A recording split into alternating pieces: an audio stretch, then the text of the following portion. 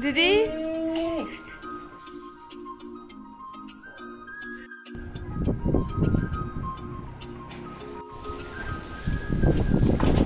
Hello everyone, good morning সবাইকে and welcome back to my channel. তোমরা সবাই কেমন আছো? আশা করি তোমরা সবাই অনেক ভালো আছো, আর আমিও খুব ভালো আছি। তো আজকে সকাল সকাল তোমাদেরকে সঙ্গে নিয়ে এখান থেকেই আমি আমার ব্লগটা শুরু করলাম। তো তোমরা ভিডিওটাকে স্কিপ না করে পুরো ভিডিওটা তোমরা দেখতে থাকো, আশা করি তোমাদের ভিডিওটা অনেক ভালো লাগবে। আজকে সকাল থেকে ভীষণ হাওয়া দিচ্ছে, মানে বলতে পারো এক ধরনের তুফান, বাইরে বের হয়েই যাচ্ছে না। তো তোমাদেরকে একটু দেখাই কি পর্যন্ত বাতাস এখানে চলছে। এই যে আমি একটু বাইরে বের হয়ে এসেছি তোমাদেরকে দেখানোর জন্য। ভীষণ হাওয়া, ভীষণ।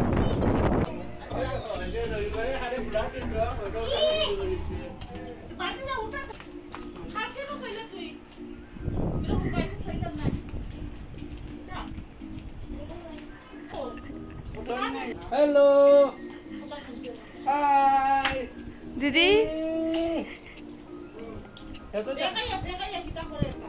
যেহেতু আজকে রবিবার, তো সেই জন্য আমরা একটু লেট করে আজকে ঘুম থেকে উঠেছি। এখন পর্যন্ত আমাদের ব্রেকফাস্ট করা হয়নি, তোমরা দেখতেই পাচ্ছ। তো এখন আমি রান্নাঘরে এসে গেছি ব্রেকফাস্ট বানানোর জন্য। তো ব্রেকফাস্ট করেনি, তারপর না হয় ঘরের বাকি কাজগুলো করব।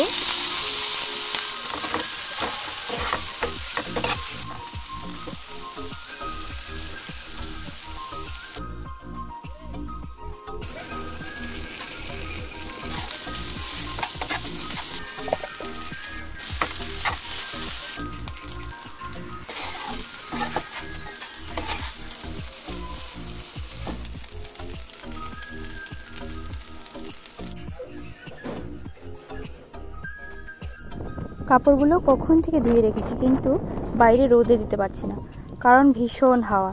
তো এখন আর ভাবলাম হাওয়া তো আর কমবে না, তো কাপড়গুলো রোদে দিতেই হবে। তো চলে এসেছি বাইরে। কিন্তু আমি এখন মনে মনে ভাবছি, বড় বড় দুটো পাথর আমার কোমরে বেঁধে নিলে ঠিক ছিল, তাহলে আমি আর পড়তাম না, নাহলে হাওয়ার জোরে কখন আমি উড়ে চলে যাব।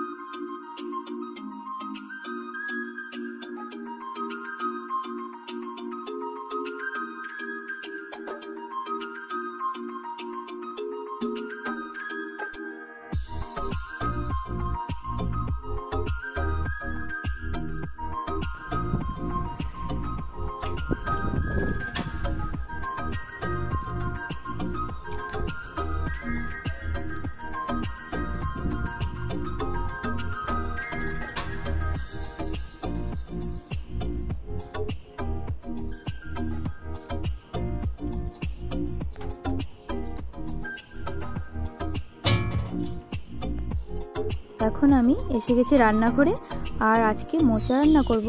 তো মোচাটাকে একটু অন্যভাবে বানাবো। সবসময়ই তো মোচার ডালনা করে খাই, তো আজকে একটু ভাবলাম আমার মা আমাকে যেভাবে খাওয়াতো, তো ওই রেসিপিটা একটু ট্রাই করলাম। তো মোচাটাকে প্রথমে আমি হলুদ আর নুন দিয়ে একটু ভাপিয়ে নেব, তারপর ওইটাকে কেটে পকোড়ার মতো করে ছোট ছোট, তারপর আলু দিয়ে ঝোল বানাবো।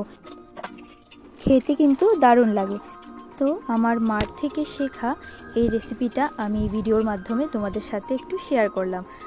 ভালো লাগলে আমার ভিডিওটাতে একটা লাইক দিয়ে দিও, আর কেউ যদি আমার চ্যানেলে নতুন হয়ে থাকো তো প্লিজ চ্যানেলটাকে একটু সাবস্ক্রাইব করে দিও।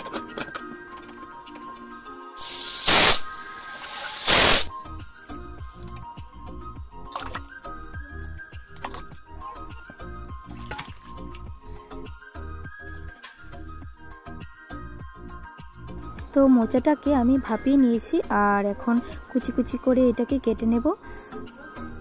আর এদিকে টুকরো করে কেটে রাখা আলুগুলোকে নুন আর হলুদ দিয়ে একটু ভেজে নেব। এই যে মোচাগুলোকে ছোট ছোট করে কেটে নিয়েছি। এখন দিয়ে দিলাম আমি চালের গুঁড়ো, মানে চালের গুঁড়ো করিনি, ওটাকে পেস্ট করে নিয়েছিলাম, চাল ভিজিয়ে রেখেছিলাম। তার মধ্যে দিয়ে দিলাম নুন, কাঁচা লঙ্কা আর কালো জিরে। এখন মোচাটাকে ভালোভাবে মিক্স করে তারপর ছোট ছোট করে পকোড়া করব। এইভাবে করে ছোট ছোট ছোট ছোট করে তারপর ফ্রাইং প্যানে দিয়ে দেব।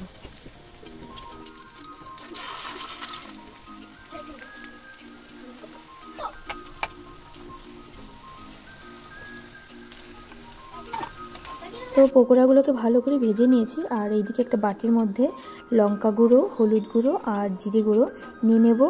আর ফোড়নে দিয়ে দেব একটা শুকনো লঙ্কা, তেজপাতা আর কালো জিরে।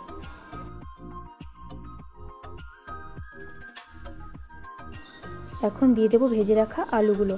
আর আগে থেকেই আমি কড়াইশুঁটিকে একটু ভাপিয়ে রেখেছিলাম, তো ওইটাও দিয়ে দিলাম। আর দিয়ে দিলাম কাঁচা লঙ্কা। এখন মশলাটাকে একটু জল দিয়ে মিক্স করে ওইটাকেও দিয়ে দিলাম। আর এখানে দিয়ে দিলাম একটু আদা, নুন দিয়ে দিলাম। তারপর ভালোভাবে মিক্স করে মশলাটা যখন কষে যাবে তো দিয়ে দেব টমেটো। তারপর অল্প নাড়াচাড়া করে একটু চিনি দিয়ে দেব। আর এখন ভালোভাবে মশলাটাকে কষিয়ে দিয়ে দেব জল।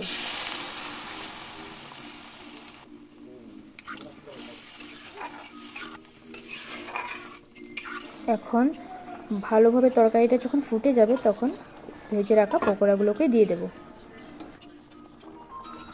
তো আমার মোচার পকোড়ার তরকারি রেডি। আর এখন দিয়ে দিলাম সামান্য গরম মশলা আর ঘি দিয়ে তারপর নামিয়ে নেব। এখন আর কি গরম গরম সার্ভ করার জন্য আমার আজকের এই মোচার তরকারিটা রেডি। দেখতে কি দারুণ লাগছে না? তো আজকের মতো আমি আমার ভিডিওটা এইখানেই শেষ করলাম। সবাই ভালো থাকবে, সুস্থ থাকবে। আর যদি আমার ভিডিও ভালো লেগে থাকে তো প্লিজ আমার ভিডিওতে একটা লাইক দিয়ে দিও। আর হ্যাঁ, আমার চ্যানেলে যদি কেউ নতুন হয়ে থাকো তো প্লিজ চ্যানেলটাকে সাবস্ক্রাইব করে দিও। দেখা হবে পরে আরেকটা নতুন ব্লগে। তো এখনকার মতো সবাইকে বাই বাই।